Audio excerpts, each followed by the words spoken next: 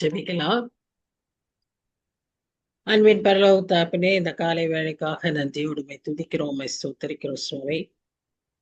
இந்த நாளிலும் நாங்கள் ஒன்று கூடும்படியாக இந்த மாதத்தின் கடைசி நாட்கள்ல ஆண்டவரே 9 மாசத்தை இந்த வருஷத்துல கடக்க ஜீவன சுகத்தை பலத்தை கொடுத்தீங்க. அதுக்காக நன்றி செலுத்துகிறோம். இப்படி ஒவ்வொரு வாரமும் நாங்க கூடிய மட்டும் தவறாம உம்முடைய வசனத்தை தியானிக்க பற்பல வகையில ஆலய ஆராதனைகள், கூடுகைகள், இப்படி ஸ்டடி மூலமாகவும் ஆண்டவரே நீர் எங்களுக்கு எவ்வளவோ காரியங்களை கற்பித்து கொடுக்கிறீர். அதற்காக நன்றி செலுத்துகிறோம். ஆண்டவரே, இந்த நாளிலும் நாங்கள் கற்றுக்கொண்ட யாவையும் மனதில் இருத்தி இந்த நாளிலும் கற்றுக்கொள்ள போகிறவைகளையும் ஏற்றுக்கொண்டு எங்கள் வாழ்க்கையில ஒரு மாற்றத்தை, ஒரு மறுமலர்ச்சிய ஆண்டவரே ஒப்புக்கொள்ளும்படியாய் செபிக்கிறோம். தனி மனிதனின் எழுப்புதல் தான் சபையின் எழுப்புதலாகி, சபையின் எழுப்புதல் தான் தேச எழுப்புதலாய் மாறும் சொல்லி நாங்க வாசிச்சிருக்கோம் சுவாமி. அவ்விதமாக நாங்களும் ஒவ்வொருவரும் ஆண்டவரே எங்களை ஒப்பு கொடுக்க மறுரூபமடைய எங்களுக்கு கிருபை தாரும். ஆவியானவர் எங்களுக்கு உதவி செய்ய வேண்டுமா எம்மை நோக்கி நாங்கள் செபிக்கிறோம் சுவாமி. எங்களுக்கு நீர் கற்றுத்தாரோம். எங்களால் ஒன்றும் முடியாது. நீர் தான் எங்களுக்கு சொல்லி தரணும். நாங்க கற்றுக்கொண்டு ஆண்டவரே அதை அபியாசிக்கிறதுக்கும் எங்களுக்கு இந்த நாளில எங்களை தாழ்த்தி ஒப்பு கொடுக்கிறோம். இந்த வேலையை நீர் ஆசீர்வதியும். தடையின்றி வர இருக்கிற மக்கள் சீக்கிரம் வரவும் நாங்கள் ஆண்டவரே இந்த காரியத்துல ஆசீர்வதிக்கப்படவும் நீர் உதவி செய்யும். நன்றியோடு உம்மை துதிக்கிறோம், உம்மை ஸ்தோத்திரிக்கிறோம். நேசிக்கிற இயேசு கிறிஸ்து மூலமாய் வேண்டிக் கொள்கிறோம் பிதாவே. ஆமென், ஆமென். இன்றைய நாளிலும் நம்ம அந்த 2 கொரிந்தியர் 1ஆம் அதிகாரத்தை தியானித்துக் கொண்டு இருக்கிறோம். அந்த சூழ்நிலைகளை நான் திரும்பவும் உங்களுக்கு ஞாபகப்படுத்த விரும்புகிறேன். இந்த 2 கொரிந்தியர் அந்த நிருபத்தை பவுல் எழுதும்போது அவர் என்ன சூழ்நிலையில் அதை எழுதினார் என்பதை நாம ஞாபகத்துல வைத்து இந்த அதிகாரத்தை பார்ப்போமானால் அது நமக்கு பிரயோஜனமா இருக்கும். எப்படின்னா, அவர் கொரிந்து பட்டணத்துல வந்து ஊழியர் செய்து விட்டு அவர் திரும்பவும் மக்கதோனியாவுக்கு சென்றார். அங்கிருந்து மக்கதோனியாவுக்கு சென்றார். ஏனால் அவர் சொப்பனத்துல மக்கதோனியா மனுஷனை பார்த்து அங்கிருந்து மக்கதோனியாவுக்கு போனார். மக்கதோனியாவுக்கு போயிட்டு திரும்பி வரும்போது அவர் மறுபடியும் இங்க வரணும்னு தான் யோசிச்சார். நான் வருவேன்னு தான் சொல்லிட்டு போனார். ஆனாலும் வர முடியல. இந்த கொரிந்து பட்டணத்துல அவர் இருந்த போதே அவருக்கு எப்படி இருந்ததுன்னு சொன்னா, நிறைய பாடுகளையும் உபத்திரவங்களையும் அவர் அனுபவித்தார். ஏன்னு சொன்னா, இந்த மக்கள் வந்து கொஞ்சம் கடினமான மக்களா இருந்தார்கள். இப்போ நம்ம எல்லாருமே கொஞ்சம் சொல்லி கொடுத்துட்டு இருக்கிறோம், டீச்சர்ஸா இருக்கிறோம். அதனால ஓரளவுக்கு நமக்கு தெரியும். ஸ்டூடெண்ட்ஸ் நம்ம கிட்ட எதிர்க்கிற மாதிரி ஒரு மாதிரி கடினமா நம்மையே கேலி பண்ற மாதிரி நமக்கு இடக்கு பண்ணிக்கிட்டே இருக்கிறவங்களா இருந்தா நம்மால வந்து தொடர்ந்து அவங்களுக்கு ஊழியமோ அவங்களுக்கு அறிவுரையோ சொல்ல முடியாது. நாம் தயங்குவோம் இல்லையா? இது நமக்கு சாதாரணம். ஆனா பவுல் அவ்வளவு பெரிய அப்போஸ்தலன். அவரையே அந்த மாதிரி அவங்க அந்த இடத்துல பண்ணியிருக்கிறாங்க.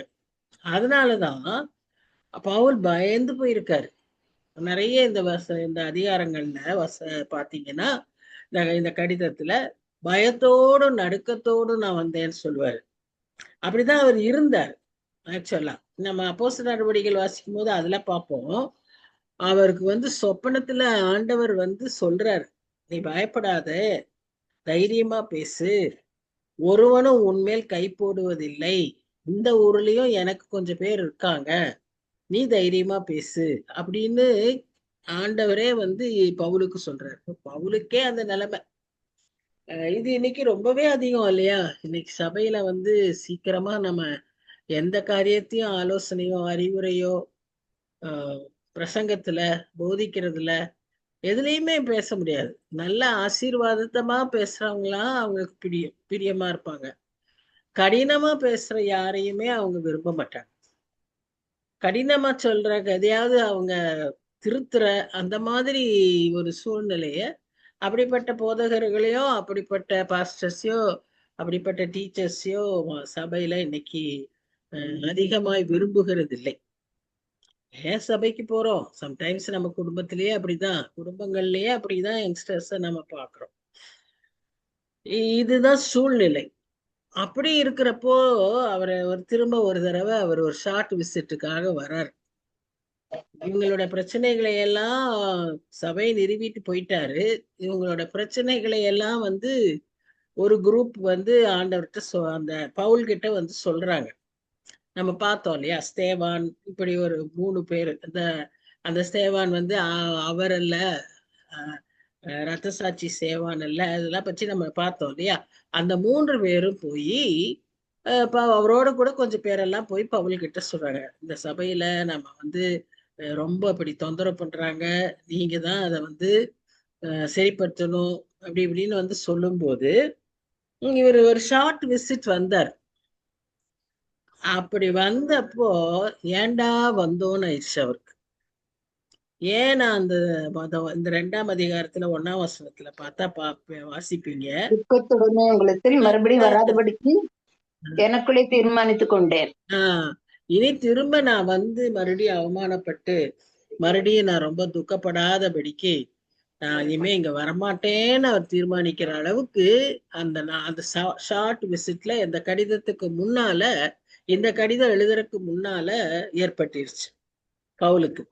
அதனால பவுல் அதாவது கூட்டமா சபையா அங்க இங்க பேசுறது வேற, ஒரு மனிதன் எழும்பி இவரை வந்து கை அடி போடுற அளவுக்கு ஒரு ஆளு எழுந்திரிச்சிடறான். அந்த ஆள் யாருன்னு சொல்லி பாத்தீங்கன்னா, அவன் வந்து செய்யறது தப்பு. அவன் வந்து என்ன பண்ணான்னா, அவனுடைய இது வேதத்துல இல்ல, இதெல்லாம் வந்து சைடு டெக்ஸ்ட் புக்ஸ்ல தான் இருக்கு. இவங்களோட பவுலோட இது பற்றி, கொரிந்தியரை பற்றி இப்படி எல்லாம் இருக்கிற சின்ன தனித்தனி புத்தகங்கள்ல இந்த இந்த காரியங்களை சொல்லப்பட்டிருக்கு. அந்த மனிதன் என்ன பண்ணானா, அவனுடைய ஸ்டெப் மதர், அதாவது அவங்க அப்பா 2வது கல்யாணம் பண்ணியிருக்காங்க, அந்த அம்மாவோட வந்து தவறான உறவு வைத்துக்கிட்டு சபைக்குள்ள வரான். இத வந்து பவுல் வந்து கண்டிக்கிறார். பவுலோடு கூட தலைவர்களும் கண்டிக்கிறாங்க. அது வந்து அவனுக்கு பிடிக்கல. அவன் கூட்டத்தை சேர்த்துட்டு பவுலை வந்து எதிர்த்து பவுலை அடிக்கிற அளவுக்கு போயிட்டான். இது பவுலுக்கு கஷ்டம் தானே. அதனால பவுல் என்ன செய்யறாரு, ரொம்ப துக்கத்தோட போயிடுறாரு.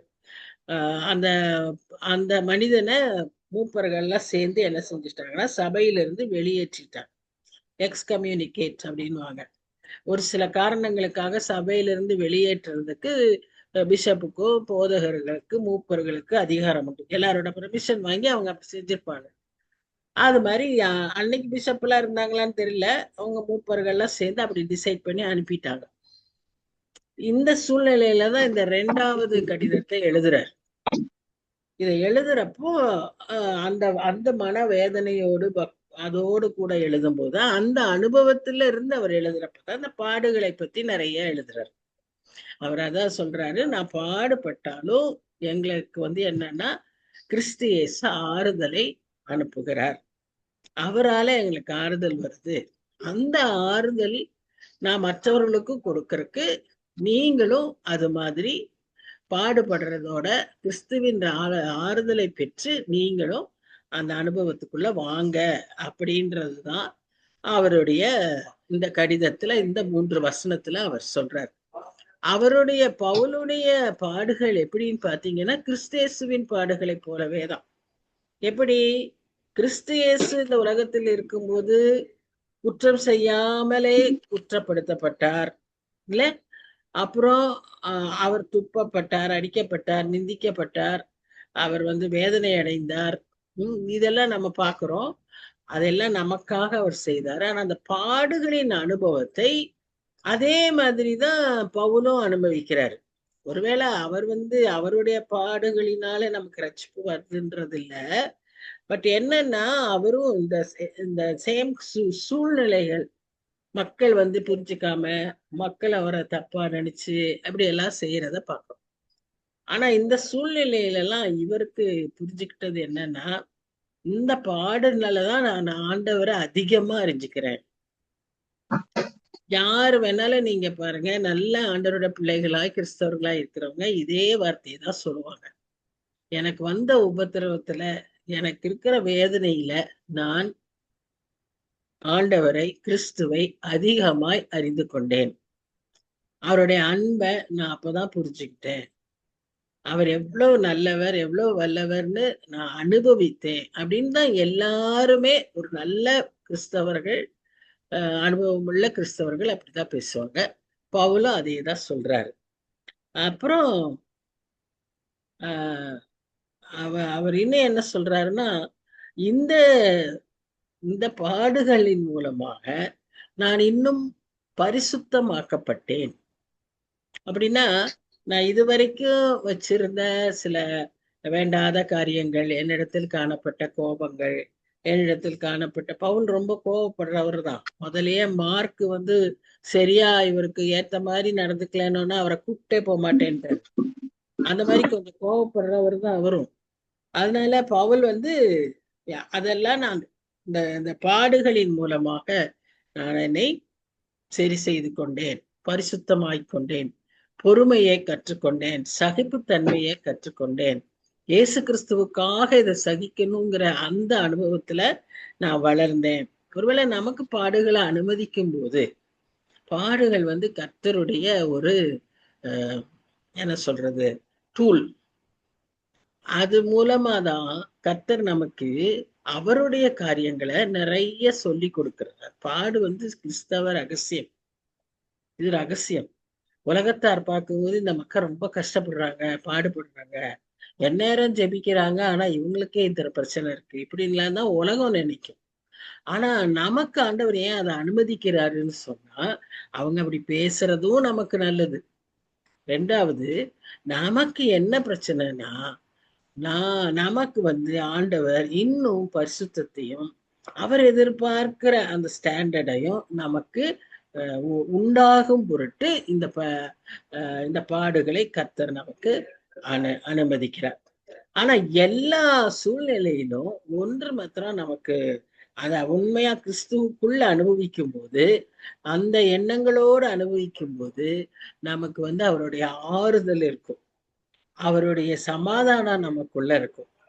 அது மூலமா நம்ம இன்னும் இன்னும் பரிசுத்தமாகவும் ரட்சிப்பை அடைவோம். நம் மூலமாக நம்மை பார்த்து இன்னும் அநேகர் அப்படி ரட்சிப்புக்குள் வருவார்கள். நம்முடைய பாடுகளை கர்த்தர் பயன்படுத்தி கொள்வார், அநேகரை ஆண்டவருக்குள் கொண்டு வர. பவுல் உதாரணமா, பவுல் சீலாவும் பவுலும் உள்ள இருந்தப்போ சிறையில, அந்த நேரத்துல அவங்க செய்த அந்த துதி, அவங்களுடைய அனுபவங்களை பார்த்து என்ன நடந்தது, ஜெயிலர், சிறை அதிகாரி, அவர் ரட்சிக்கப்பட்டார். அவரும் அவர் முழு குடும்பமும் ரட்சிக்கப்பட்டது என்று சொல்லி நம்ம பார்க்கணும். பாடுகள் ஆண்டவருடைய ஒரு பெரிய டூல். இது நம்ம எப்பவும் நினைச்சுக்கணும். நமக்கு வர கஷ்டங்கள், வேதனைகள், பிரச்சனைகள் பல சமயம் காரணம் இல்லாம வரும். பல சமயம் ஏன் இத எனக்கு அனுமதிக்கிறாரு, எனக்கு எனக்கு மாத்திரம் ஏன் இதை கொடுக்குறாரு அப்படின்லாம் இருக்கும். இது கர்த்தருடைய சாய்ஸ். நிறைய பேருக்கு இல்லாத ஒரு காரியத்தை ஒரு நம்மிடத்துல எதிர்பார்க்கிறார். அவர் நம்மிடத்துல எதிர்பார்க்கிறதுனால நமக்கு அதை கொடுக்கிறார். நாம அப்படிப்பட்ட ஒரு ஸ்லாக்கியம் பெற்றவர்களா இருக்கிறோம் தான் நாம நினைக்கணும். அதனாலதான் நீங்க பாடுகளில களி கூறுங்கள்னு பேதுரு சொல்றாரு. நீங்களும் கிறிஸ்துவை போல பாடுபடத்தக்கதாக அவர் உங்களை பாத்திரவான்களா நினைச்சிருக்காரேன்னு களி கூறுங்கன்னு சொல்லுவாரு. அவர் அடி வாங்கிட்டு அவர் அப்படிதான் சொல்லுவார். பேதுருவும் யோவானும் அப்போஸ்தலர் நடவடிக்கைகள் 5ஆம் அதிகாரத்துல வாசிக்கிறோம். 4ஆம் அதிகாரம் 5ஆம் அதிகாரத்துல இந்த அனுபவத்தை அவங்க சொல்லுவாங்க. நாங்க அடிப்பட்டு பேசக்கூடாதுன்னு ஏரோது அவனை பிடிச்சு சிறையில வச்சுட்டு அனுப்புவான். நாளைக்கு காலையில நீ பேசக்கூடாது, வெளியே போனீங்கன்னா பேசக்கூடாது அப்படின்னு. இயேசுவின் நாமத்தை நீ சொல்லக்கூடாது, உயிர்த்தெழுந்தாருனால நீ போய் வெளியே சொல்லக்கூடாது அப்படின்னு அவனை அடிச்சு உள்ள வச்சு, அப்படி வெளியே போனீங்கன்னா உன்னை கொண்டுருவோம்லாம் சொன்னா, போன உடனே போய் நேர கோயில்ல போய் அதுதான் சொல்லுவாரு. அப்ப அவர் சொல்வார், நாங்க இந்த அடிக்க இதுக்கெல்லாம் ஆண்டவருக்காக நான் அடி வாங்குறதுக்கு பாத்திரவான்களாய் என்ன நினைச்சேனே அப்படின்ட்டு அவர் சொல்வார்.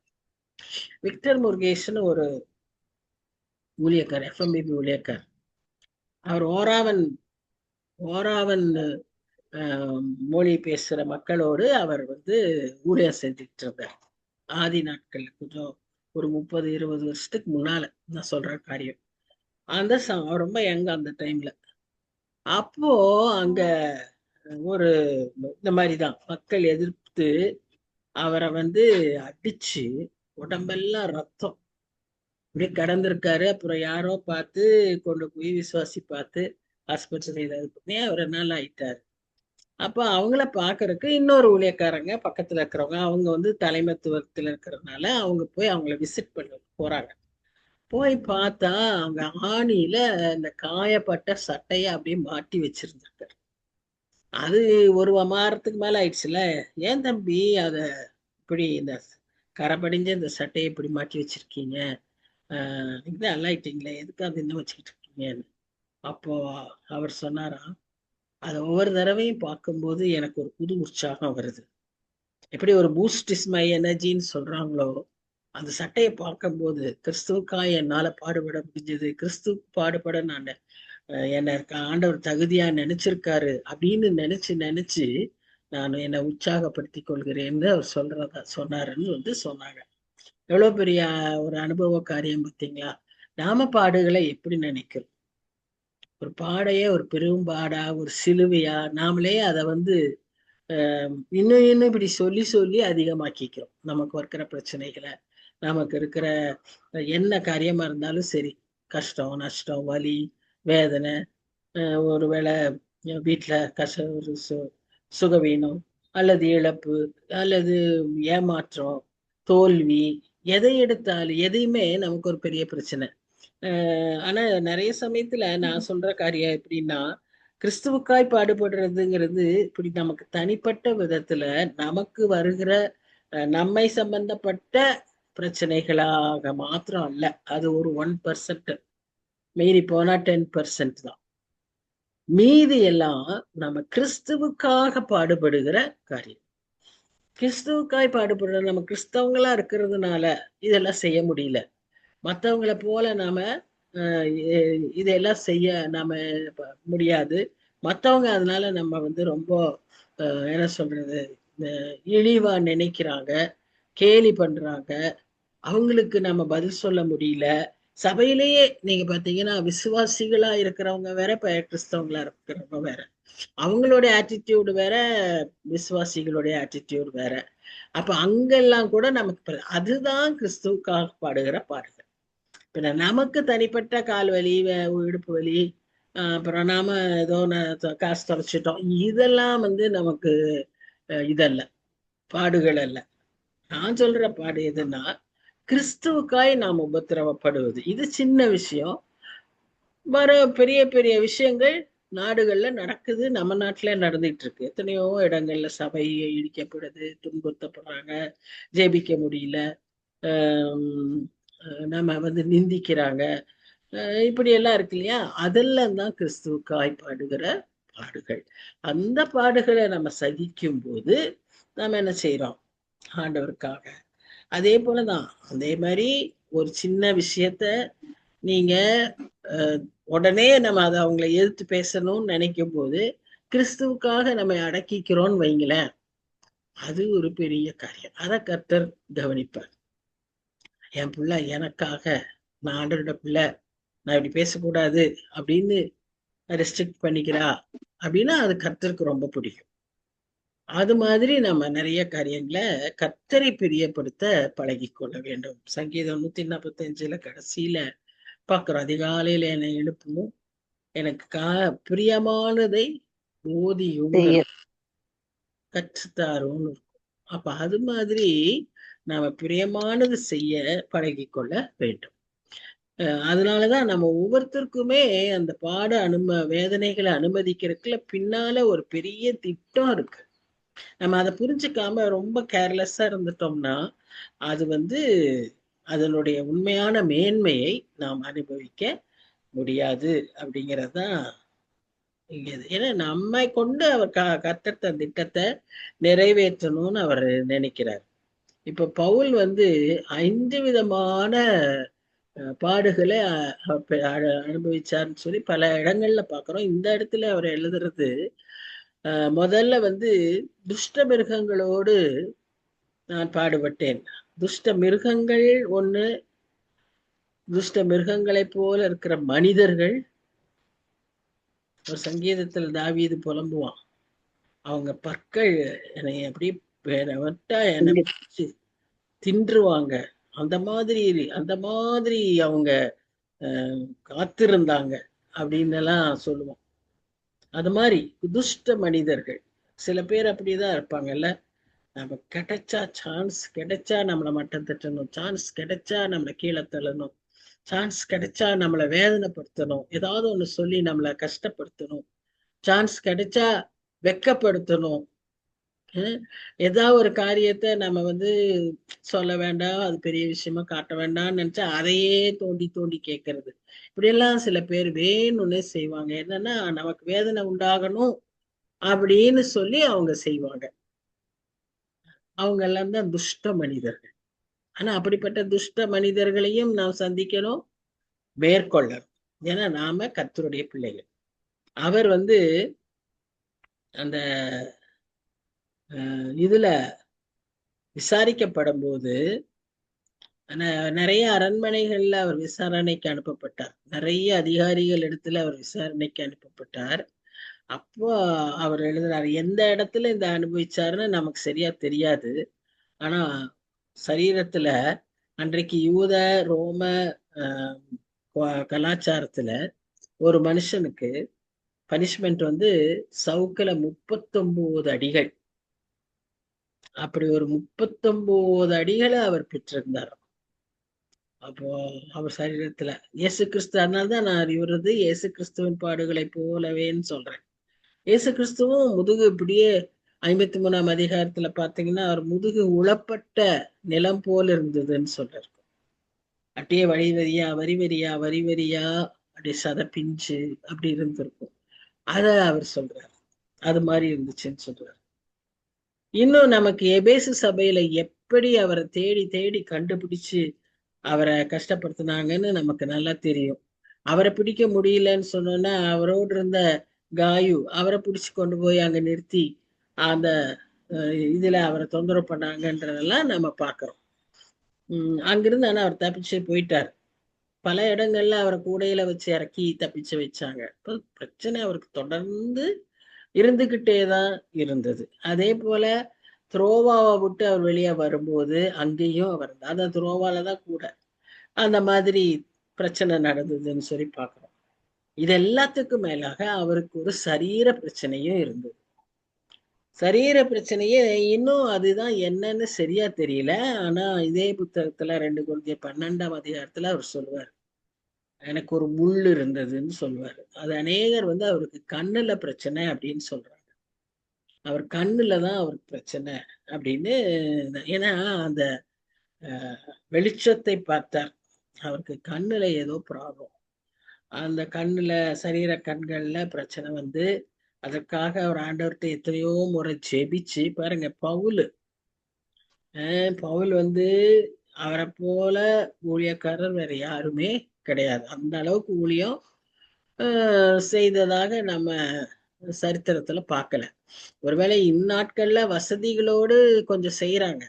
பட் அன்னைக்கு நடந்து நடந்து குதிரைகள் மேல கப்பல்ல இப்படிதான் போய் அவர் செஞ்சாரு. ஆனா எத்தனை தேசங்களுக்கு போயிருக்கிறாரு, எவ்வளவு சபைகளை நிறுவி இருக்காரு, எவ்வளவு கடிதங்களை எழுதியிருக்கிறாரு. ஒருவேளை அதனாலதான் யாராவது ஒருத்தர் இவர் சொல்ல சொல்ல ஒருத்தர் எழுதுவாங்களா இருக்கும். ஏன்னா அவருக்கு கண்ணுல பிரச்சனையா இருக்கும். சிலது அவரே எழுதியிருப்பாரு. அப்போ இவ்வளவு காரியங்களை அந்த உபத்திரவத்தோடய அவர் செய்யறாரு.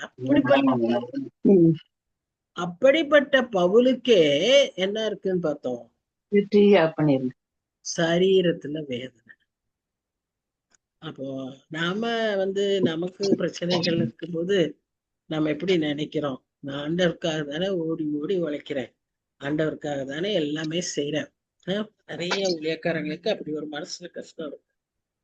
ஏன் எனக்கு இந்த பிரச்சனை, ஏன் எனக்கு இந்த பாடு, இந்த முட்டு வலி ஏன், இந்த இடுப்பு வலி ஏன், இந்த முதுகு வலி ஏன்? நமக்கு அதெல்லாம் பெரிய பாடுதான், இல்லைன்னு சொல்றது. கைய மேல தூக்க முடியாது, சட்டை நாமளே போட முடியாது, நிறைய பிரச்சனைகள் உண்டு, தலை வர முடியாது. இப்படி ஏகப்பட்ட பிரச்சனைகள் ஒவ்வொருத்தருக்கும் ஒவ்வொரு மாதிரி இருக்கு. காது வலி இருக்கு. இதெல்லாம் வெளியவே சொல்ல முடியாது, யாரு பார்த்தாலும் தெரியாது. ஆனா நமக்கு தான் அந்த வேதனை தெரியும். அப்படியெல்லாம் இருக்கும்போது இதைத்தான் யோசிச்சுக்கணும், பவுல் எப்படி அதை சகித்தார். அப்ப பவுலுக்கு ஆண்டவர் என்ன சொல்றார்? என் கிருபை உனக்கு போதும். இதான் பதில். அப்ப இதுக்கு மேல நாம என்ன பண்றது சொல்லுங்க? ஆண்டவரே சொல்லிட்டார், உனக்கு இது போதும், உன் பலவீனத்துல நான் உனக்கு பலனா இருப்பேன், உன் உபத்திரவத்துல ஆண்டவர் ஆறுதலா இருக்காருன்னு அவரே சொல்லிட்டாரு. அப்புறம் அந்த சரீர வேதனையில உன்னுக்கு உன்னோட பலவீனத்துல நான் உனக்கு பலனா இருப்பேங்கிறார். அப்புறம் என்ன வேணும்? நம்ம எதுவுமே பேச முடியாது. அதுதான் ஆண்டவர் செய்கிற ஒரு பெரிய அற்புதம். இப்போ அந்த 10ஆம் வசனத்துல நீங்க பாத்தீங்கன்னா, கர்த்தர் வாங்கம்மா வாங்க. அப்படிப்பட்ட மரணத்தினின்றும் ம், அவர் எங்களை தப்புவித்தார், ம், இப்போதும் தப்புவிக்கிறார், இன்னும் தப்புவிப்பார் ம். என்று அவரை நம்பி இருக்கிறோம். அப்ப பாருங்க, அந்த வசனத்துல அவர் ரொம்ப கிளியரா என்ன சொல்றாருன்னு, நம் ஆண்டவர் முத்தொழிலோன், மூன்றில் ஒன்றாண்டவர், முக்காலத்துக்கும் பொருந்துபவர், தப்புவித்தார், தப்புவிக்கிறார், தப்புவிப்பார். பாத்தீங்களா? பாஸ்ட், பிரசன்ட், ஃபியூச்சர், எல்லா காலத்திலுமே ஒரே மாதிரி. அதுதான் இன்னொரு வசனம் இருக்கு, சொல்லுங்க அது என்ன வசனம்? இந்த மாதிரி முக்காலத்திலயும் அவர் ஒரே மாதிரி இருப்பாருன்ற ஒரு வசனம் இருக்கே, சொல்லுங்க. ஞாபகம் வரலையா? இருக்கிறவராக இருக்கிறார். இன்னும் கூட தெளிவாவே வரும். நான் இருந்தவரும் இருக்கிறவரும் வரப்போகிறவரும். இன்னும் கூட தெளிவா இருக்கும். நான் எதிர்பார்க்கிற வசனம் இன்னொன்னு, ஞாபகம் இல்லையா? நேற்றும் இன்றும் என்றும் மாறாத கட்டம் இல்ல, அவர் 3 காலத்துக்கு ஒரே மாதிரி. அத அவர் கிளியரா இந்த இடத்துல சொல்றார், தப்புவித்தார், தப்புவிக்கிறார், தப்புவிப்பார். சோ நாம செய்ய வேண்டியதெல்லாம் ஒண்ணே ஒண்ணு, இதை நம்பிக்கையாய் கொண்டு கர்த்தரிடத்துல ஜெபிக்கணும். நமக்காக மாத்திரம் இல்ல, இப்படி பாடுபடுகிற மக்களுக்காகவும் நாம ஜெபிக்க கடமைப்பட்டவர்களாய் இருக்கிறோம். உதாரணமா இப்ப நீங்க பாத்தீங்கன்னா, நம்ம நாடுகள்ல ஸ்டேட்ஸ்ல ராஜஸ்தான்ல பயங்கரமான பிரச்சனை நடந்துகிட்டு இருக்குது. இப்போ அங்க இருக்கிற அந்த பாய்ஸ் ஆர்ஃபனேஜ், நம்ம மிஷன் ஹாஸ்டல், இதுல எல்லாம் பிரச்சனை நடக்குது. உத்தரப்பிரதேசத்துல முஸ்லிம்ஸ்க்கு ஒரு பிரச்சனை நடந்துகிட்டு இருக்குது. இப்படி மைனாரிட்டி பீப்புளுக்கு நம்ம தேசத்துல பயங்கரமான பிரச்சனைகள் போய்கிட்டு இருக்குது. அப்ப இதெல்லாம் நம்ம சரிப்படுத்தணும். இதெல்லாம் இப்படி தவறான காரியங்கள் நடக்கக்கூடாதுன்னா நம்ம கொஞ்சம் நல்லா ஜெபிக்கணும் இல்ல? நம்ம ஜெபத்தினாலதான் எதையுமே நம்ம சாதிக்க முடியும். அப்ப மற்றவர்களுக்காக ஜெபிக்க நாம கற்றுக்கொள்ளணும். அதிகமான நேரத்தை இந்த மாதிரி தேசத்துக்காக, மற்றவர்களுக்காக நாம ஜெபிக்க வேண்டும். இப்ப 12, 13, 14 என்ன சொல்றாங்கன்னா, நாம இவங்க இவ்வளவு பிரச்சனைகள்லாம் இருக்கும்போது அவங்க எப்படி நடந்துக்கிட்டாங்களாம்? மாம்சத்திற்கேற்ற ஞானத்தோடு நடவாமல். இதுதான் அண்டர்லைன் பண்ண வேண்டிய வசனம். ஏன்னா நமக்கு அறிவு சொல்லும், அனுபவம் சொல்லும், எல்லாரும் என்ன சொல்லுவாங்க, லாஜிக் அதுதான், மாம்சத்திற்கேற்ற ஞானம். இந்த பிரச்சனையே நீ இப்படி செஞ்சிருக்கலாம், இப்படிதான் செஞ்சிருக்கணும், இப்படி செஞ்சிட முடியும் இப்படின்னு நம்ம அதிகமாய அதை நம்ம தாக்கும். ஆனா நம்ம என்ன செய்யணும்? தேவனுடைய கிருபையினால் நாங்கள் உலகத்திலேயும் உங்களிடத்திலேயும் கபடமில்லாமல் திவ்ய உண்மையோடு நடந்தோம் என்று எங்கள் மனது எங்களுக்கு சொல்லும் சாட்சியே எங்கள் புகழ்ச்சியா இருக்கிறது. அது நாம வாழ்ந்தோன்னு இப்ப நாமளே சொல்லணும். எனக்கு வர பிரச்சனைகள்ல, எனக்கு வர சூழ்நிலைகள்ல, எனக்கு வர நல்ல சந்தோஷங்கள்ல நான் செய்யற காரியத்துல ஏற்படுகிற வெற்றியில எல்லாவற்றிலும் நான் தேவ கிருபையினாலே நடந்தேன். மாம்சீக ஞானத்தோடு நான் நடக்கல அப்படின்னு சாட்சியா நாமே சொல்லணும். அவரே தான் சொல்றாரு. எங்கள் புகழ்ச்சியா இருக்கு. அடுத்த வசனம் பாத்தீங்கன்னா, நீங்கள் வாசித்தும் ஒத்துக்கொண்டும் இருக்கிற காரியங்களே அன்றி வேறொன்றையும் நான் உங்களுக்கு எழுதல. அவர் எழுதல, எல்லாத்துலயும் உண்மையத்தான் எழுதுறாரு, ஃபேக்ட் தான் எழுதுறாரு. நிறைய பேரு அவங்களுடைய இமேஜினேஷன்ஸ் எல்லாம் எழுதுவாங்க, எக்ஸாஜரேஷன்ஸ் எழுதுவாங்க. கொஞ்சம் கற்பனையை சேர்த்து இன்னும் கொஞ்சம் அப்படியே கொஞ்சம் அதிகமா எழுதுறதெல்லாம் இருக்கு. ஆனா இவர் உண்மையத்தான் அவர் எழுதுறார். முடிவு பரியந்தமும் அப்படியே ஒத்துக்கொள்வீர்கள் என்று நம்பியிருக்கிறேன். கர்த்தராகிய இயேசுவினுடைய நாளிலே பாருங்க, இங்க அவர் சொல்ற ஒரு காரியம், கர்த்தராகிய இயேசுவினுடைய நாளிலே அப்படி ஒரு நாள் இருக்கு. அத நாம எந்த நாளுன்னு சொல்றோம்னா 2 நாள் இருக்கு. இப்ப நாம அந்த கர்த்தருடைய நாள்னு எதை எடுத்துக்கிறோம்? அவர் உயிர்த்தெழுந்த நாள், ஞாயிற்றுக்கிழமை ஆராதிக்கிற நாள், நம்ம ஆராதனைக்கு போகிற நாள். அத கர்த்தருடைய நாள்னு வேதத்திலேயே இருக்கு. அப்படி நாம எடுத்துக்கிறோம்.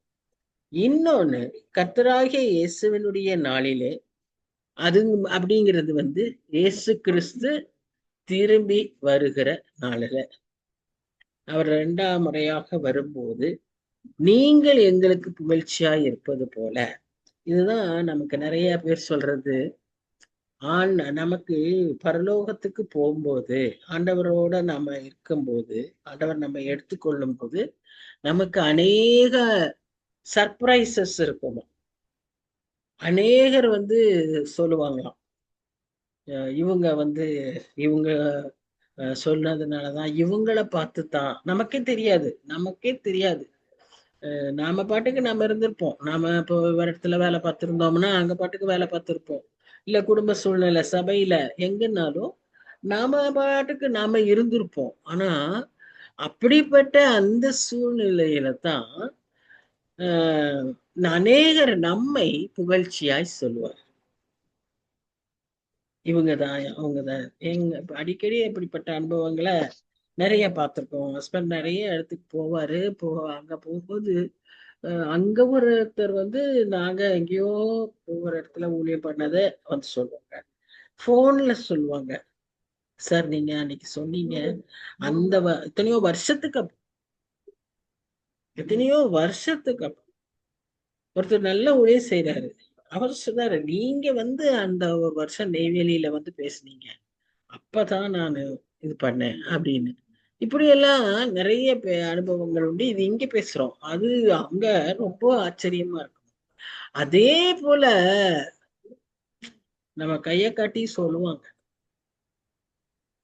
எத்தனையோ ஆப்பர்ச்சுனிட்டிஸ் இருந்தும் சொல்லலையே, இவங்க எனக்கு சொல்லலையே அப்படின்ற ஒரு குற்ற மனசாட்சி நமக்கு வராதபடி பவுல் சொல்றாரு, எனக்கும் புகழ்ச்சியா இருக்கு, உங்களுக்கும் புகழ்ச்சியா இருக்கணும். இப்படிதான் இருக்கணும் நமக்கும் சூழ்நிலை. அங்க போகும்போது அங்க போய் நமக்கு எந்த பிரச்சனையும் வந்துடக்கூடாது. அங்க போய் நம்ம வெக்கப்பட்டுறக்கூடாது ஆண்டவர் முன்னால. அந்த இடத்துல நாம வருத்தப்படக்கூடாது. இந்த கொரிந்து கிறிஸ்தவர்கள் மாதிரி, அது அவங்கதான் இன்னைக்கு நம்ம சபை அப்படித்தான் இருக்கு. ரொம்ப தொந்தரவு பண்ற கொரிந்து கிறிஸ்தவர்கள். அவங்க எல்லா எண்ணமுமே தவறு, எதுவுமே தங்க சுயநலத்துக்காக செய்யறவங்க. அவங்க பவுல கொஞ்சமும் நம்பல. பவுல் சொல்லிவாரு ஒண்ணு, செய்ய மாட்டாரு ஒண்ணுன்னு. ஏன்னா அவர் வரேன்னு சொல்லிட்டு வரல, அவருடைய சூழ்நிலை அவருக்கு தான் தெரியும். ஆனா இவங்க அவர் சொன்னது செய்யல. சொன்னது செய்யாத மனுஷன் நம்ம நம்ப கூடாது.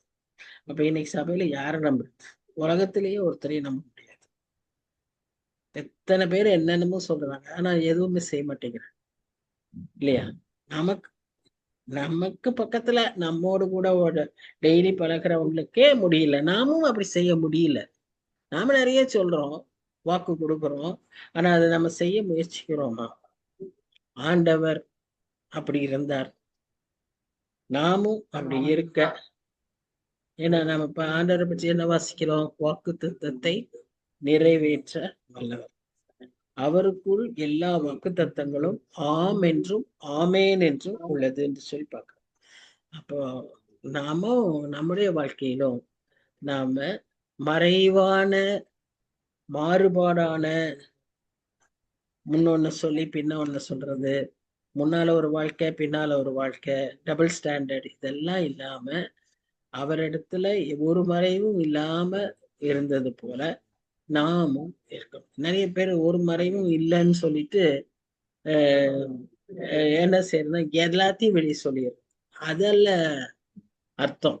அர்த்தம் என்னன்னா, ஒரு மாதிரி வெளியே நடந்துக்கிட்டு பரிசுத்தமா நடந்துட்டு உள்ளுக்குள்ள திருட்டுத்தனம் பண்றது, உள்ளுக்குள்ள அந்த பரிசுத்தமான வாழ்க்கை இல்லாம இருக்கிறதுக்கு தான் மறைவா இல்லைன்னு அர்த்தம். சில பேர் எப்படி புரிஞ்சுக்கிறாங்கன்னா, எல்லாத்தையும் வெளியே சொல்றாங்க, தேவையில்லாத காரியங்களை எல்லாம் வெளியே சொல்றது. அது வீண் ஆர்குமெண்ட்ஸ், வீண் பிரச்சனைகளுக்கு காரணமா இருக்கும். ஸோ கர்த்தர் நமக்கு ஞானத்தை தந்திருக்காரு, நாம அதை சரியான விதத்துல பயன்படுத்தணும். அடுத்து அவர் அத ஊருக்கு வந்தது வராதது அதை பற்றி எல்லாம் அவர் சொல்றாரு. அப்போ அதுதான் அவர் சொல்றாரு, நான் யோசிச்சது மாம்சத்தின்படி யோசிச்சேனோ. ஏன்னா ஏற்பட்ட அனுபவம் அந்த ஷார்ட் விசிட்ல அவருக்கு பயங்கர துக்கம் ஆயிடுச்சு. இப்படி ஜனங்கள், அது ஏன் நான் உருவாக்குன சபை இப்படி பேசுமா? நிறைய சமயத்துல அப்படி இருக்குல்ல. இன்னைக்கு குடும்பங்கள்லயே நம்ம அதை பாக்குறோமே. இவ்வளவு க்ளோஸா நம்முடைய உறவுகள், சகோதர சகோதரிகள், ஒரு சமயம் குழந்தைகள், பெற்றோர்கள், இவங்க இப்படி பேசிட்டாங்களே, எங்க அம்மா இப்படி சொல்லிட்டாங்களே, என் மகன் இப்படி பேசிட்டானே. இது ரொம்ப காமனா நம்ம கேட்கிற ஒரு காரியம் இல்ல. அந்த மாதிரி அவருக்கு பவுலுக்கு அந்த இடத்துல ஒரு அனுபவம் ஆயிடுச்சு. அதனாலதான் அவர் சொல்றாரு, நான் மாம்சமா யோசிச்சேனோ, நான் இன்னும் கொஞ்சம்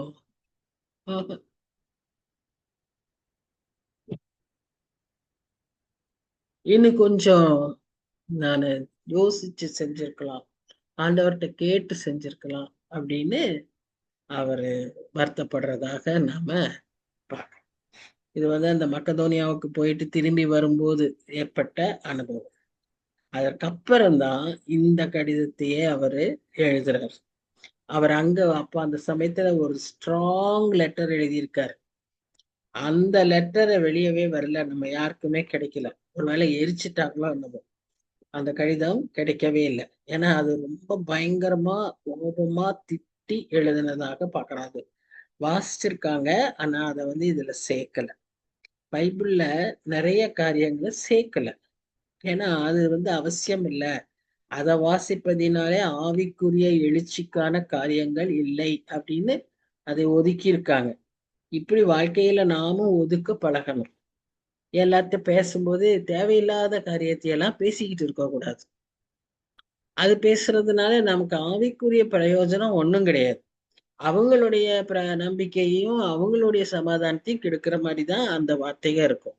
அப்ப அப்படிப்பட்ட வார்த்தைகளை நாம என்ன செய்யக்கூடாது, பேசக்கூடாது. நமக்கு கொடுக்கப்பட்டிருக்கிற அனைத்து காரியங்களுமே, பைபிள்ல இருக்கிறது அனைத்துமே நம்முடைய எழுச்சிக்கு ஏற்றவாறு, ஆவிக்குரிய வளர்ச்சிக்கு ஏற்றவாறு இருக்கிறது தான் கொடுக்கப்பட்டிருக்கிறது. ஸோ நாம அப்படிதான் பழகி கொள்ளணும்.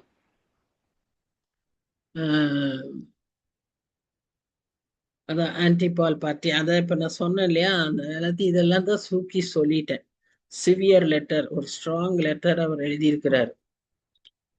அப்புறம் இங்க என்ன சொல்லியிருக்குன்னு பார்த்தா, அப்புறம் அடுத்தது மறுபடியும் அவர் இன்னொன்னு சொல்றாரு, நான் உங்களுக்கு சொன்ன வார்த்தை ஆம் அல்ல என்று இருக்கவில்லை, அதற்கு தேவனே உண்மையுள்ள சாட்சி. எப்படி ஆண்டவர் உண்மை உள்ளவரோ அவருடைய உண்மை பெரிது. எரேமியா சொல்லுவார் இல்லையா, அவருடைய உண்மை என்றென்றைக்கும் உள்ளது. அப்ப அந்த உண்மை, அவர் உண்மையானவர். அவர் என்ன சொல்ற, நானே சத்தியம்ங்கிறார். அப்போ இயேசு கிறிஸ்துவே சத்தியம் அப்படின்னும் போது அவர் தான் உண்மை, அவர் தான் ஒளி, அவர் தான் வழி, அதே மாதிரி அவர் உண்மை. அப்போ அவர் எப்படி உண்மையா இருக்கிறாரோ நாமும் அப்படியா இருக்கணும்னு சொல்லி பவுல் அப்படி உண்மையா இருந்தாருன்னு சொல்லி நாம இங்க பார்க்கணும். ட்ரூத்ஃபுல்னஸ் டு காட்ஸ் ஃபெய்த்ஃபுல்னஸ், அவருடைய உண்மைக்கு நான் உண்மையா இருக்கிறேன். அது பவுலுடைய வார்த்தை. அதனால எஸ்னா எஸ் தான், நோனா நோ தான். ஆமா ஆமா ஆமான்ட்டு இல்ல இல்ல மனசுக்குள்ள செய்ய மாட்டேன்றது, இல்ல இல்ல வேண்டாம் வேண்டாம் வேண்டான்ட்டு வேணும் வேணும்ன்றது. இப்படி எல்லாம் நிறைய பேர் இருக்கிறாங்க. நான் கூட ஒர்க் பண்ணும்போது ஒருத்தர் இருந்தாங்க. நல்ல நல்ல அவங்க வந்து நல்ல ஃபேமிலி. அவங்க அதாவது என்ன சொல்றேன்னா, படித்த ஸ்டாண்டர்டா பிரின்சிபலுடைய மக அவ. ஆனா அவ குணம் என்னன்னா, செய்யறேன்னு சொல்வா. ஆனா அவளை நம்பி எதுவுமே நம்ம செய்ய முடியாது. நீங்க நாளைக்கு கொண்டு வந்துருங்கப்பா, அதை செய்து கொண்டு வந்துருங்க, நாங்க அதை வச்சுதான் எதாவது செய்யணும் அப்படி எல்லாம் சொல்லுவோம். டெஃபினட்டா ஷோர் ஷோர் அப்படின்னு நல்லா பேசுவாங்க. அடுத்த நாள் பார்த்தா அதை பற்றி கூட அவங்களுக்கு ஞாபகமே இருக்காது. அப்புறம் நம்ம போய் கேட்டாலும் அவன் இப்படி சொன்னமே நான் கொண்டு வரலையேன்னு வருத்தப்படவே மாட்டாங்க. அது அவங்களுக்கு ஆச்சரியமாவே இருக்காது. அப்படியா, நான் கொண்டு வரலையே அப்படின்னு ரொம்ப சாதாரணமா மனுஷர் அப்படிதான். நாம அப்படி இருக்கக்கூடாது. ஏன்னா நம்ம ஆண்டவர் அப்படி இல்லை. நாம் ஆண்டவர் எப்படிப்பட்டவர்? நாம் ஆண்டவர் என்னாச்சு?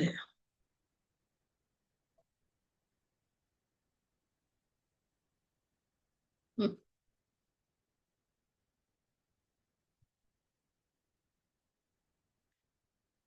அடுத்து 19, 20, 21, 22 இங்க என்னாலும் சில்வானுவானிலும் தீமோத்தேயுவிலும் உங்களுக்கு உள்ளே பிரசங்கிக்கப்பட்ட தேவகுமாரனாகிய இயேசு கிறிஸ்துவும் ஆம் என்றும் அல்ல என்றும் இராமல் ஆம் என்றே இருக்கிறார். எங்களால் தேவனுக்கு மகிமை உண்டாகும்படி தேவனுடைய வாக்கு தத்தங்கள் எல்லாம் இயேசு கிறிஸ்துவுக்குள் ஆம் என்றும் ஆமேன் என்றும் இருக்கிறது. உங்களோடு கூட எங்களையும் கிறிஸ்துவுக்கு ஸ்திரப்படுத்தி நம்மை அபிஷேகம் பண்ணினவர் தேவனே. அவர் நம்மை முத்திரித்து நம்முடைய இருதயங்களில் ஆவி என்னும் அச்சாரத்தை கொடுத்திருக்கிறார். இது எபேசியர் 1ஆம் அதிகாரத்திலையும் நம்ம வாசிக்கிறோம். எபேசியர் 1ஆம் அதிகாரம் 13 அந்த பகுதிகளில் பின்பகுதிகளில் பார்த்தீங்கன்னா இதே வார்த்தைகளா இருக்கும். ஸோ ஒருத்தர் ஆவியானவர் நம்ம சீல் பண்றாரு.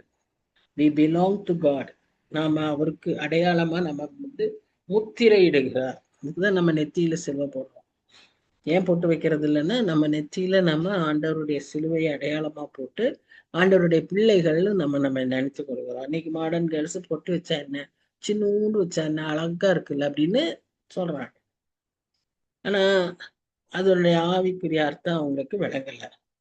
இந்த வசனத்துல எவ்வளவு கிளியரா சொல்றாரு பாருங்க.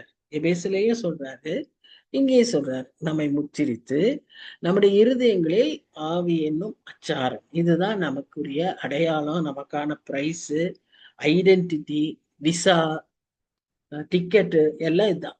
இப்ப நம்ம போகிறோம்னு சொன்னா, ஒரு இடத்துக்கு போறோம்னா நமக்கு அந்த விசா இல்லைன்னா உள்ள போக முடியாது. நீ டிக்கெட்லாம் வாங்கியிருக்கலாம், ஆனா விசா இல்லைன்னா உள்ள போக முடியாது இல்லையா? எமிகிரேஷன் போய் போகணும். அப்ப விசா தேவையில்லை. அந்த விசா இல்லாம எப்படி போறது? அதுதான் ஆவியானவர். அவர் நமக்காக எல்லாவற்றையும் செய்து விட்டார். அவர் நம்மை கொண்டு நாம யாரு, நமக்கு என்ன, நம்ம எப்படி போகணும், நம்ம பாதுகாப்பு என்ன, நமக்கு அதெல்லாம் அப்படி அதோட போயிட்டோம்னா ரைட் ராயெல்லாம் போயிடும். நமக்கு எந்த பிரச்சனையும் இல்லை. நம்ம பாட்டுக்கு போகலாம். நம்ம எல்லா இதையும் அனுபவிக்கலாம், ஸ்லாக்கியங்களையும் அனுபவிக்கலாம். பிளேன்லையும் நமக்கு எல்லாம் வசதியா தருவாங்க, எல்லாம் பண்ணுவாங்க. இப்படி அதுதான் அச்சாரம். சோ நம்மை அவர் முத்தரித்து நமக்காய் அவர் ஆவியானவரை கொடுத்து நம்மை பாதுகாக்கிற தேவனாய் இருக்கிறார். அப்போ நான் உங்களை தப்பு விடும்படிக்கு இதுவரையும் பொருது பட்டணத்திற்கு வராதிருக்கிறேன் என்று என் ஆத்மாவின் பேரில் தேவனையே சாட்சியாக கூறுகிறேன். உங்கள் விசுவாசத்திற்கு நாங்கள் அதிகாரிகளாயிராமல் உங்கள் சந்தோஷத்திற்கு சகாயராய் இருக்கிறோம். விசுவாசத்தினாலே நிலை நிற்கிறீர்களே. நம்ம யாரையும் ஃபோர்ஸ் பண்ண முடியாது. நமக்கு யாரும் ஃபோர்ஸ் பண்ணா பிடிக்காது. நாம யாராவது ஃபோர்ஸ் பண்ண செய்ய மாட்டோம் இல்லையா? நமக்கு ஆண்டவர் அப்படி ஒரு நல்ல அந்நாட்களிலேயே எத்தனை பேர் கேள்வி கேட்டிருக்காங்க, ஏன் அந்த மரத்தை வைக்கணும், அந்த மரத்தை வச்சவர் ஏன் இவங்கள சாப்பிட வேண்டாம்னு சொல்லணும், அப்படிதான் சாப்பிட வேண்டாம்னு சொன்னா ஏன் அதை சுத்தி ஒரு ஃபென்ஸ் போட்டிருக்கலாம்ல, அந்த மரமே இல்லாம இருந்திருக்கலாம்ல. இதெல்லாம் வந்து ஃபோர்ஸபிளா நீ அதை செய்யாத அப்படின்னு சொல்றது. அவர் என்ன சொல்றாரு, ஒரு வார்த்தை சொல்லிட்டு உனக்கு உன்னுடைய சுதந்திரத்தை கொடுத்துட்டாரு. ஆனா நமக்கு எப்பவுமே சுதந்திரத்தை அனுபவிக்கவே தெரியாது. நம்ம அதை மீறதான் செய்வோம். Cross the limits, we cross the boundaries, we exceed our speed. இதெல்லாம் it is very natural for us. ஏன் தெரியுமா? அவனுடைய வேலை, பிசாசினுடைய வேலை. பிசாசுக்கு இது பிடிக்காது. அந்த சுதந்திரத்தை நமக்குள்ளாக கிறிஸ்துவின் கண்ட்ரோல்ல அனுபவிக்க பிசாசுக்கு பிடிக்காது. அதனால அந்த குணத்தை நமக்கு கொடுத்துருக்கோம். அது நமக்கு நேச்சுரல் சுபாவம். சில பேர் இதுல நம்ம பெருமை கூட படுவோம். ஆனா அதுதான் நம்முடைய வீழ்ச்சி. ஆக இங்க அவர் சொல்றாரு, நாங்க உங்களுக்கு ஒண்ணும் இல்லை, உங்களுக்கு சகாயரா இருக்கிறோம். நம்ம யாருக்குமே அப்படிதான் இருக்கோம். பிள்ளைகளாட்டும் குடும்பத்திலே ஆட்டும் அவங்களுக்கு நம்ம ஏதோ ஒரு விதத்துல கம்ஃபர்டரா, உதவியா, ஆறுதலா நம்ம இருக்க பழகிக்கொள்ளணும். நம்ம அதுக்காக ஜெபிக்கணும். நாட்கள்ல நாம எல்லாருமே கொஞ்சம் வயதானவர்களா இருக்கிறோம். இப்ப நாம இருக்கிற இடம் எல்லாமே நிறைய பேருக்கு தொந்தரவுதான் இருக்கும். நிறைய பேர் நம்மளையே பிரச்சனையா தான் நினைப்பாங்க. ஏன்னா நம்ம சரீர பலவீனம், நம்முடைய குணங்கள், நம்மளால இயலாமை, இதெல்லாம் வந்து நமக்கு ஒரு நெகட்டிவா தான் ஒரு சூழ்நிலையை உலக பிரகாரமா உண்டாக்கும். ஆனா கிறிஸ்தவ குடும்பங்கள்ல, கிறிஸ்தவ பிள்ளைகள் மத்தியில, கிறிஸ்தவ முதியோராய் நாம் எப்படி இருக்கணும்னா கிருபையினால பெருகி இருக்கணும். இப்படி சகாயராய் நாம் இருக்கணும். ஏதோ நம்மளான உதவிகள், நாம மற்றவங்களுக்கு ஆறுதலா, மற்றவங்களுக்கு ஒரு நல்ல ஒரு சந்தோஷத்தை கொடுக்கிறவர்களா, சமாதானத்துக்கு ஏதுவா, வேண்டாத காரியங்கள்ல போய் தலையிடுறது, வேண்டாத காரியங்களை பேசுறது, வம்பு வார்த்தைகள் இதெல்லாம் நிறுத்திக்கலாம். அப்படின்னா நாமும் பரிசுத்தமாகறோம், நாம அதோடு கூட அவங்களையும் உற்சாகப்படுத்தும், அவங்களுக்கும் நம்ம சந்தோஷத்தை உண்டாக்கும். ஸோ இதெல்லாம் நம்ம ரொம்ப கான்சியஸா செய்ய வேண்டிய காரியங்கள். எப்படி வராது, அப்படியே வாசிச்சுட்டா பண்ணிட்டா போயிடும் அப்படின்னு நம்ம நினைக்க முடியாது. மிக கான்சியஸா, மிக எஃபர்ட்டோட நாம செய்யணும். இப்படி எல்லாம் எண்ணங்கள் வரும்போது சில சமயம் நமக்கு பழி வாங்கிடணுங்கிற எண்ணம் வரும். அந்த சமயத்துல நான் செய்ய மாட்டேன், நான் ஆண்டவருடைய பிள்ளைன்னு நினைக்கிறது மாத்திரம் இல்ல, சில சமயம் நம்ம அதை வாயிலேயே சொல்லணும். நான் செய்ய மாட்டேன், இது சாத்தானுடைய வேலை, போ சாத்தானே, நான் உனக்கு அடிமை இல்லை, நான் ஆண்டவருக்கு அடிமை அப்படின்னு எல்லாம் நாம பிராக்டிக்கலா சொல்லி வார்த்தையின் மூலமா மனசுல சொல்றத முணுமுணுத்துக்கிட்டாது சொல்லணும். பார்த்தீங்களா, இங்க கூட போட்டிருக்கு ஓத்ஸ். ஓத்துனா என்ன சொல்றது, சத்தியம். நிறைய சத்தியம் எல்லாம் இப்ப நம்மள ஜாஸ்தி செய்யல. நானும் ஸ்கூல் படிக்கும்போது நிறைய காட் ப்ராமிஸ், காட் ப்ராமிஸ் அப்படின்னு சும்மா வார்த்தைக்கு சொல்லிடுவோம். எதுக்கு எடுத்தாலும் சத்தியம் பண்ணு, பைபிள் மேல சத்தியம் பண்ணு அப்படிலாம் நம்ம சொல்லுவோம். ஆனா அதை பண்ணவே கூடாது. சத்தியம் பண்ண சொல்லக்கூடாது. கர்த்தர் அதை அனுமதிக்கிறது இல்லை. வசனங்கள் சொல்றது சத்தியம் தேவையில்லை, நீ உண்மைதான் பேசணும், பொய் சொல்லக்கூடாது. சத்தியம் பண்ணி பொய் சொல்லிட்டு இருப்ப, அது பண்ணாது. ஆனா ஆண்டவரே ஒரு சில சமயத்துல அவர் சத்தியம் பண்ணியதாகவும் நம்ம வேதத்துல வாசிக்கிறோம். பட் அது அவரோடது. நாம உலக காரியமா, உலக வழக்கத்துல நாம நம்முடைய சுய காரியங்களுக்காக சத்தியம் எல்லாம் பண்ண கூடாது. அது தேவையில்லாத ஒரு காரியம். அது நம்ம இன்னும் தவறான காரியங்களுக்கு தான் கொண்டுட்டு போவோம். கர்த்தர் ஆளுகைக்குள்ளாக, அவருடைய அந்த மாட்சிமைக்குள்ளாக நம்ம ஒப்பு கொடுத்துடணும். பாத்தீங்கன்னா அவர் என்ன பண்றாருன்னா, ஒன்றுமில்லாமையில ஆண்டவர் உருவாக்குகிறவர், இல்லாதவைகளை இருக்கிறவைகளாய் காண்கிற தேவன். காண்பது மட்டுமல்ல, அவர் உண்டாக்குகிற தேவன்.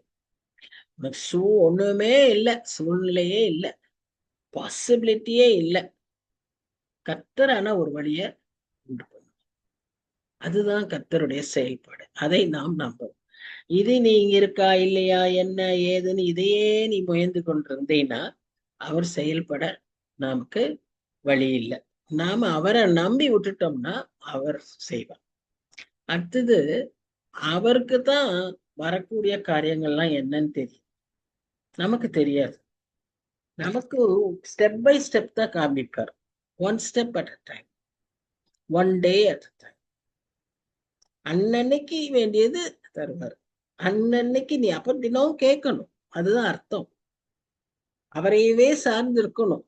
எல்லாம் கொடுக்கல, மன்னா டெய்லி போய் பொறுக்குன்னு தான் சொல்றாரு.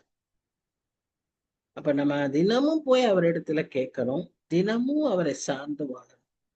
மூணாவதா, நம்முடைய உள் மனசாட்சின்னா அந்த சிங்காசனத்துல ஆண்டவர் தான் வீற்றிருக்கணும். ஆண்டவருக்கு பதிலா நம்ம வேற எதை வச்சிருந்தாலும் அது நம்மை தவறாய் வழி நடத்தி. கல்வி, செல்வம், அறிவு, அனுபவம், இதெல்லாம் பிசாசனுடைய டூல்ஸ். பிசாசு இதெல்லாம் கொண்டு போய் அங்க உட்கார வச்சோம்னா நம்ம டைரக்ட் பண்றதே வேற மாதிரிதான் இருக்கும். அதனாலதான் சாலமன் சர்வஞானி என்ன சொல்றாரு 3ஆம் அதிகாரத்துல, வழியெல்லாம் கர்த்தரிடத்துல ஒப்பிச்சிரு, அவர் தான் வாய்க்கர் பண்ணுவார், அவர் தான் நம்மளை நடத்துவார். சுய பலத்துல சாராத, உன் சுய புத்திய நம்பாத. இது நமக்கு கொடுக்கிற ஆலோசனைகள். ஆகவே நாம கர்த்தருக்கு பிரியமாய் நடக்கணும்னு சொன்னா, கர்த்தருடைய பிள்ளைகளா இருக்கணும்னா, இந்த அதிகாரத்துல பவுல் தன்னுடைய அனுபவங்களின் மூலமாக அந்த கொரிந்து சபையில பட்ட பாடுகளில அவர் பெற்றுக்கொண்ட பாடங்களை நமக்கு சொல்லி கொடுத்திருக்கிறார். பாடுகள்ல நமக்கு ஆறுதல் உண்டு. பாடுகளின் மத்தியிலே தான் நம்ம ஆண்டவர் செயல்படுவார். அதனால பாடுக வேண்டான்னு சொல்லக்கூடாது. ஒரு கிறிஸ்தவனுக்கு பாடு ஒரு அடையாளம். அவன் பாடுபடுறான்னா அடையாளம். நாம நினைச்சுக்கிறோம் அந்நிய பாஷை பேசினாதான் அடையாளம். கிடையாது, பாடுதான் உனக்கு அடையாளம். ஆவிக்குரிய அர்த்தத்துல பாடுதான் உனக்கு அடையாளம். இன்னைக்கு அந்நிய பாஷை எல்லாரும் பேசுறாங்க, கொஞ்சம் பேர் தான் உண்மையா கர்த்தருக்காய் பாடுபடுறாங்க. அந்த பாட்டை சகிக்கிறாங்க, அந்த சகிப்புல ஆறுதல் பெறுறாங்க, இந்த ஆறுதலை மற்றவர்களுக்கு கொடுக்குறாங்க. இந்த அனுபவங்கள் தான் உயர்ந்தவை.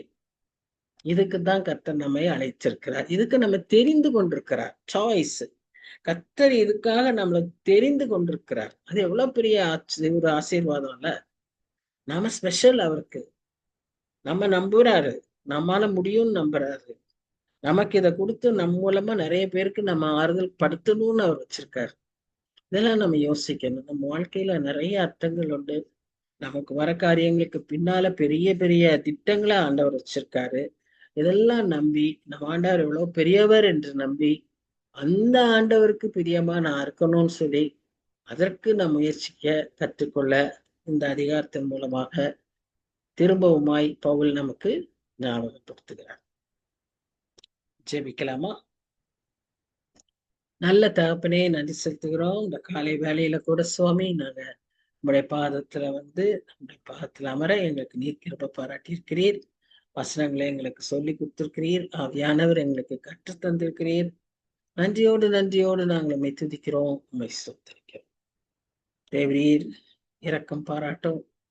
நாங்க உங்களுடைய பிள்ளைகளா இருக்க நீர் எங்களுக்கு கிருபை தாரும்.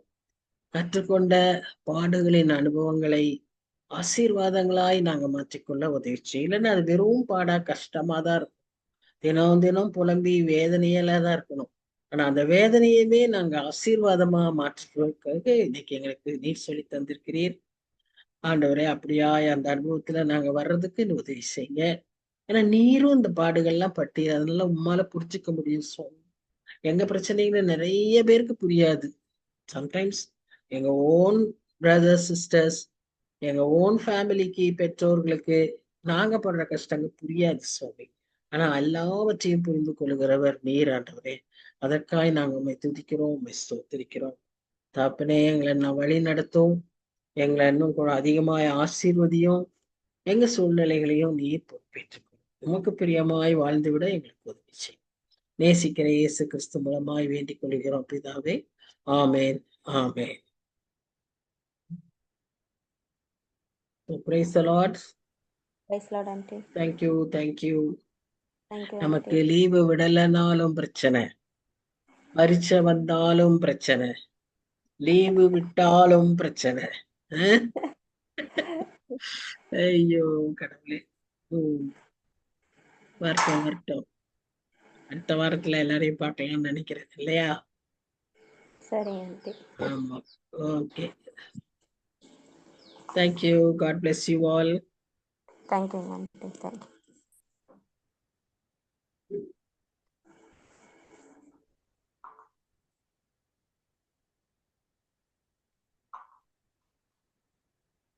என்னது போக மாட்டேங்குது. ம்